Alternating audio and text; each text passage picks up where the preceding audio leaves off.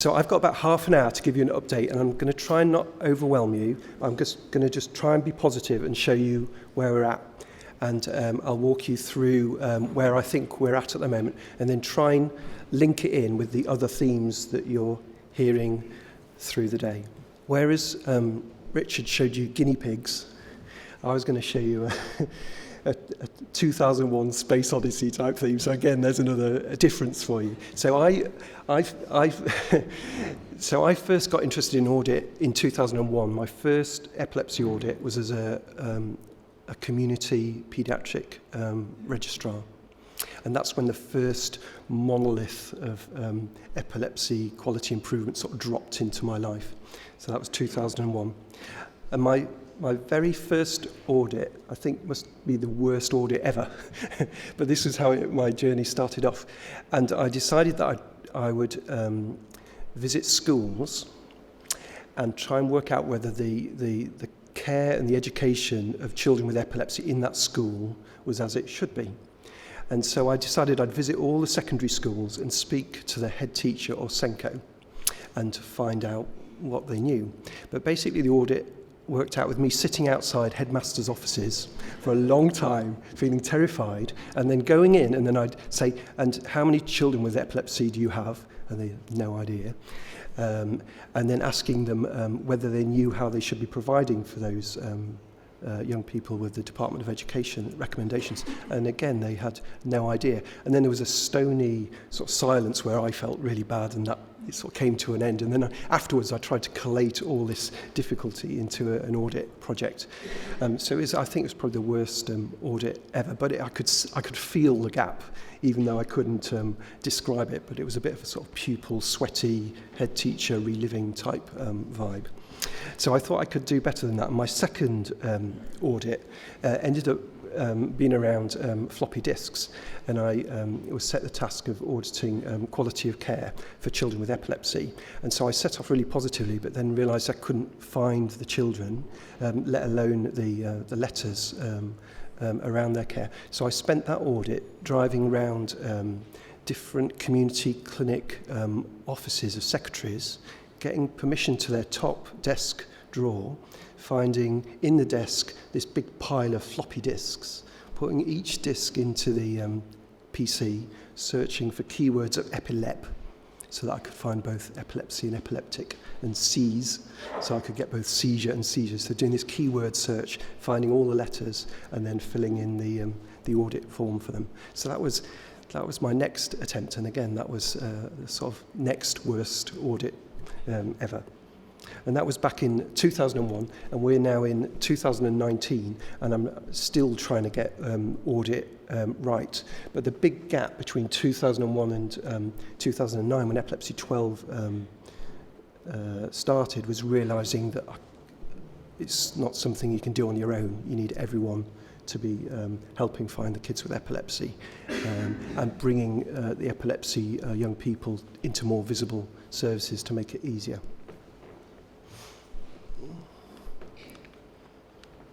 So at the moment we're in round 3, and you'll have seen we've already had 2 major outputs from the audit so far.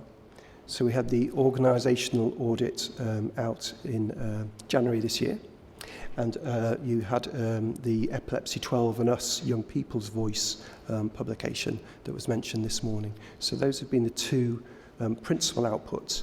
There's also been a young people, family-friendly version that should be landing on your desks either last week or next week, which is the same organisational report but in a coffee table, family-friendly type version in English and Welsh. So those are the principal outputs. And I'm going to try and show you where we're trying to go with these different themes, walk you through some of those results, show you where we're at with the data collection for the clinical audit, and then leave you hanging while we then go on to Martin's talk. So I think this is what I'm trying to do. I'm trying to move away from just measuring into thinking about how do you create a landscape for improvement. There's no point just measuring alone. You need to be able to change because of that measuring. And Open UK has been instrumental in trying to help us think between a network type approach, so local teams, regional networks, national thinking and strategy. And Epilepsy12 is trying to design itself as a measuring tool that straddles all these three different levels. And similarly, the EQUIP program is trying to harness teams at local level to own their data, produce their data, and be instrumental in making change that are right for them at that right point in time. And then the Young People's Advocacy Group is designed to steer us, give us their voice, and help us, for example, like the clinic checklists. So those three main themes are coming through Epilepsy12. So I like to think of this as a type of scaffolding. We're trying to create scaffolding for improvement. So this was our first organisational audit output, and this looked at April 2018 snapshot data for England and Wales, and was published in January. And some of you will have digested this page to page, and some of you will have a vague sense of it, and some of you won't have seen it. I'm just going to give you a brief summary of what the data I think is telling us in terms of our improvement journey. So if you remember, everyone was asked to participate, and then a single lead for a given trust or health board was asked to complete this online questionnaire. And we thought there were 163 trust health boards that were relevant, and we whittled this down to 148 because some were merged trusts, one trust declined, and 9 we deemed not eligible as not having a service for managing paediatric epilepsy. So this left 148 trust health boards registered, and we had a 100% response rate for our organisational audit. So that was great, thank you. What I'm going to do is walk you through the headline results from that, and just to orientate you, a few of the slides will look like this. So this bit here is the fancy infographic. Thanks to Mel for helping us with these. So it shows you the headline percentage mark for the measure. So this one is, I'll have to read these, won't they? It's fallen off the bottom, but that's okay. So consultant paediatricians with expertise in epilepsy, 94.6% of trust health boards said they had that type of person within their team. And on this side here, that's reflected by the dark purple bar. So that's the overall England-Wales result. And then each of these other results is each regional network trusts coalesced with their percentage mark, with the ones achieving the highest at the top and the ones achieving at the lowest at the bottom. Okay? So you can see most trust health boards, but not all, have got a paediatrician with expertise in epilepsies. And this is what it looks like over time. So it has improved a little bit, we think. So this was the round 1 data, this is the round 2 data, and this is the latest one. So this is in terms of whole-time equivalent paediatricians with expertise has gone up to 316 whole-time equivalents in April 2018, as far as we can tell.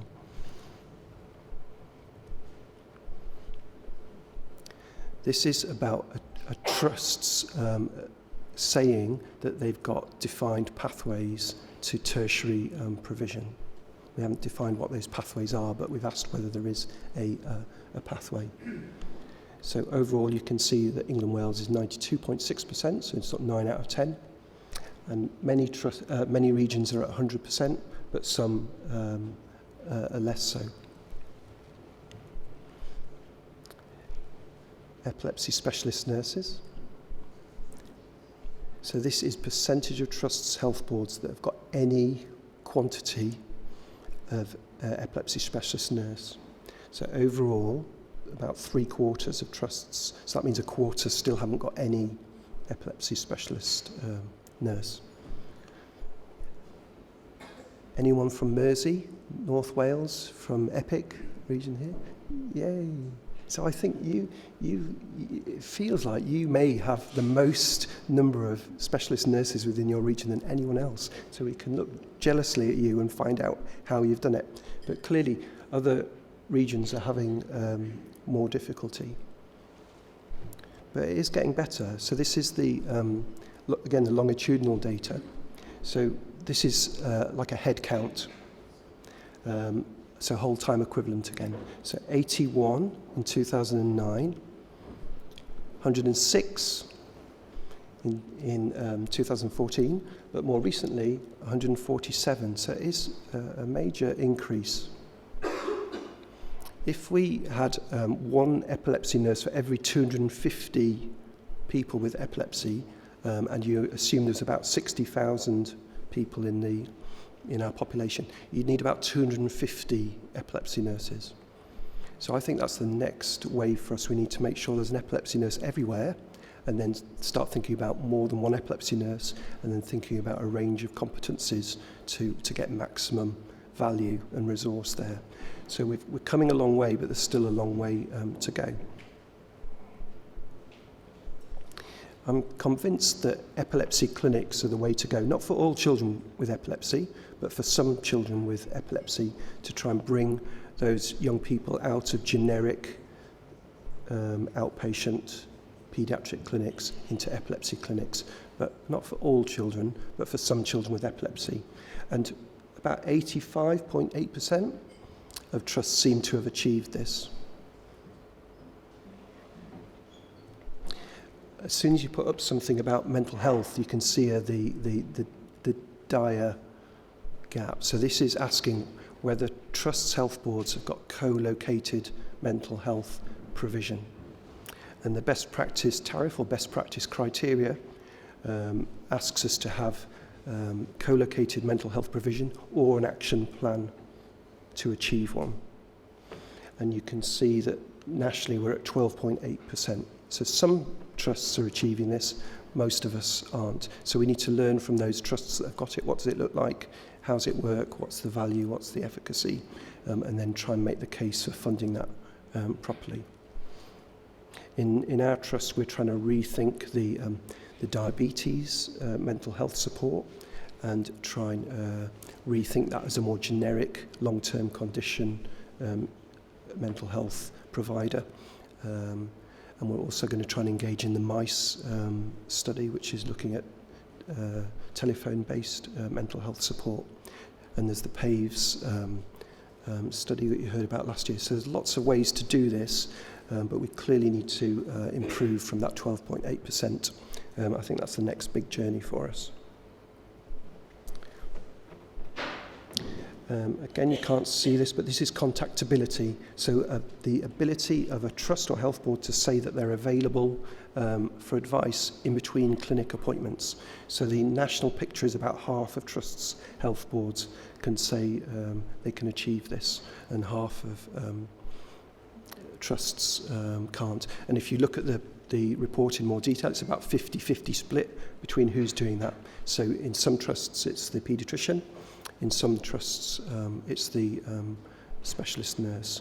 And some trusts can do this year-round, every weekday, and some trusts can do it just some weekdays, some weeks of the year. So there's quite a big range of contactability.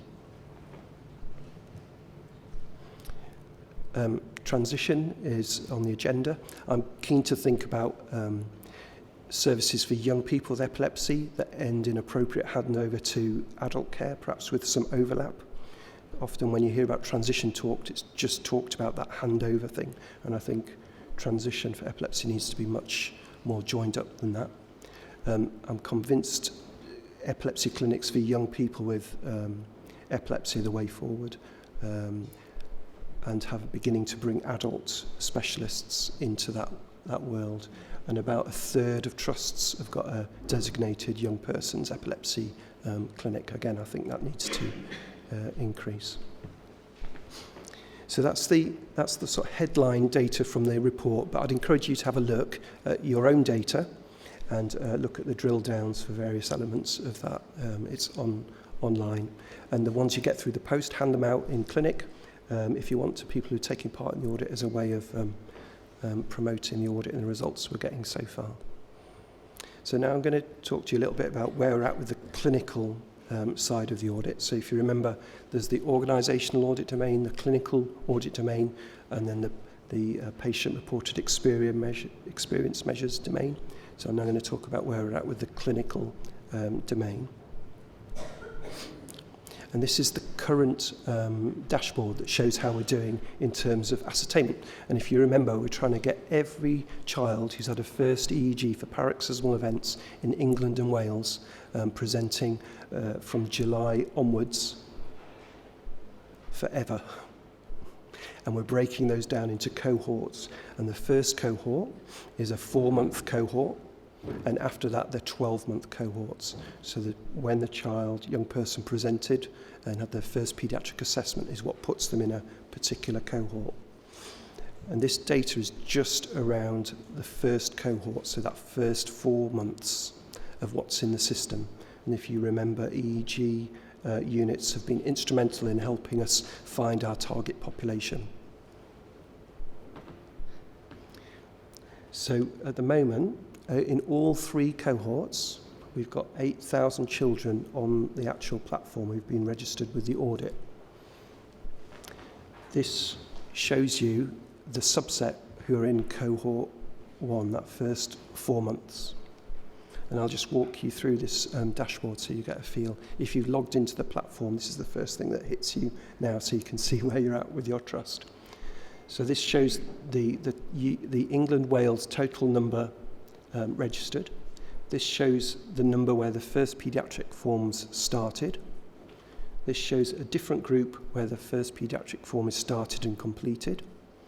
This shows those children where the first year of care has been commenced. And this shows once the first year of care for that young person is completed and locked, this would show that number. So clearly that can't have any in there at the moment because none of those young people, children in that cohort, have completed their first year of care. And we've tried to build a few carrots into the system, and this is an ongoing piece of work. So we're going to try not to crush you and break you, but we're going to try and put increasingly value into the system so that the more data you put in, the more you can see the value of that data. But that's an ongoing piece of work. But you won't see that until children with epilepsy have got into the system and you're in that first year of care form. But it is there. So the sorts of things that you can extract once you've got young people with epilepsy in the system are these types of things.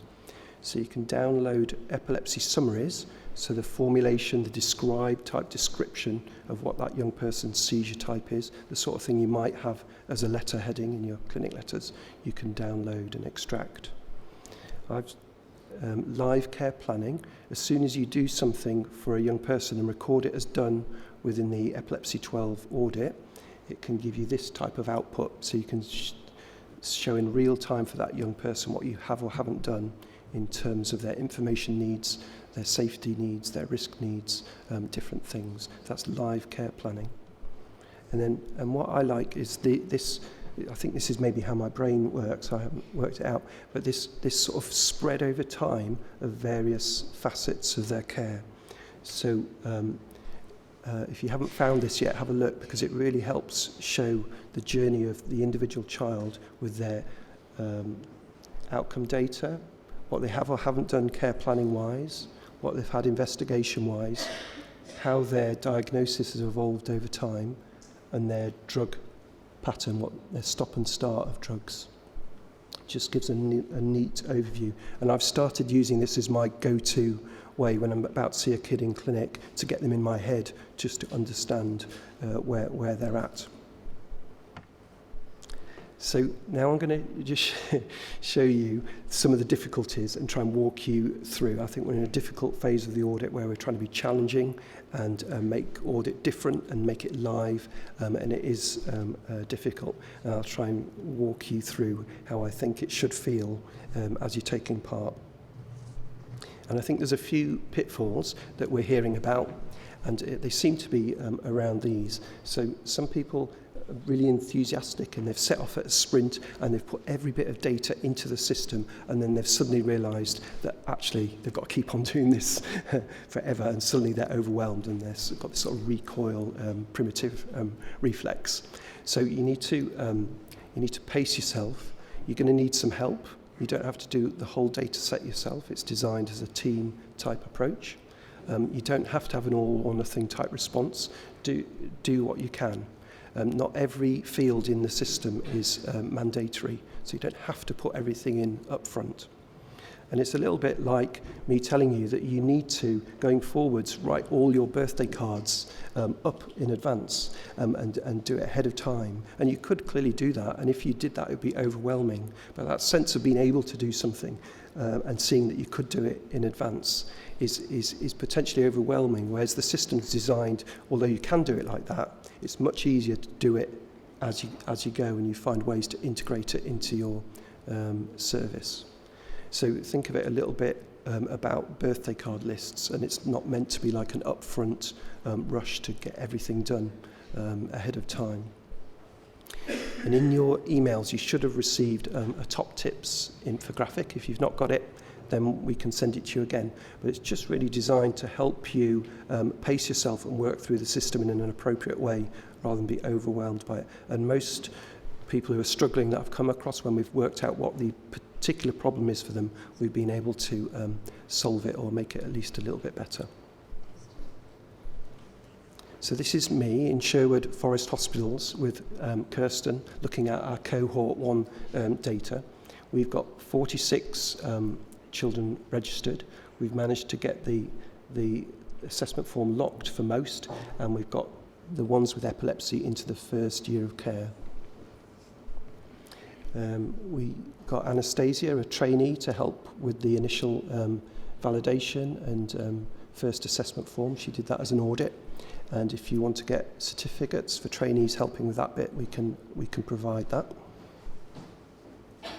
For the first year of care, I've concentrated on those children with known epilepsy, got them into the system, and we try and do it so that we open their form up in clinic. Within their clinic letter, we say that they're registered with Epilepsy12. And then I'm trying to get them into the consciousness of the clinic and update as you go. And there's not that many, there's only 10 in that cohort with epilepsy so far. And then I'm not panicking, because I know that I don't need to lock and submit those people in first cohort until December time. So I'm going to save a little bit of time to December to make sure all those in cohort 1 are fully updated. But I'm concentrating on those epilepsy ones at the moment. And the surprise benefits for us have been that you can see the children coming. So you suddenly discover children that you know are going to come your way, but you just haven't heard about them yet. So it makes you wonder, why did that child have an EEG? Why on earth did they have an EEG? Because now I'm going to have to put them in the audit. So what can I do to control my EEGs of the service? And then it shows children coming your way, and then it shows you gaps that you can put right as you go along, rather than discovering what you should have done a year ago. So here's some results about who's doing the best in terms of having a go with the audit. So who's the top trust for EEG registering?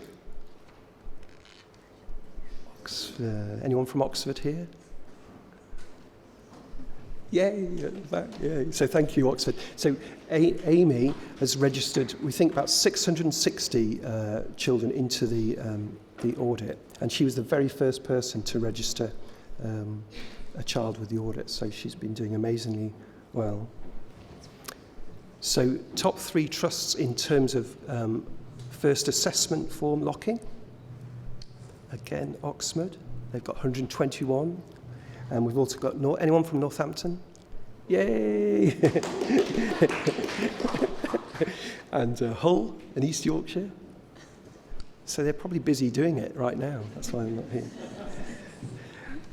And then first year of care. So this is really where I want to get people to. So who's putting the children in with epilepsy into the first year of care? St George's. Anyone from St George's? Yeah, thank you, St George's. You're winning. So you've got 39 in. And Airedale. Anyone from Airedale? Anyone from Norfolk, Norwich? Oh, so again, they're probably doing it right now. So trying to get those with epilepsy into that first year of care, and then suddenly you'll be able to unlock value. So just a few more slides to close, which will show you where I think we're going.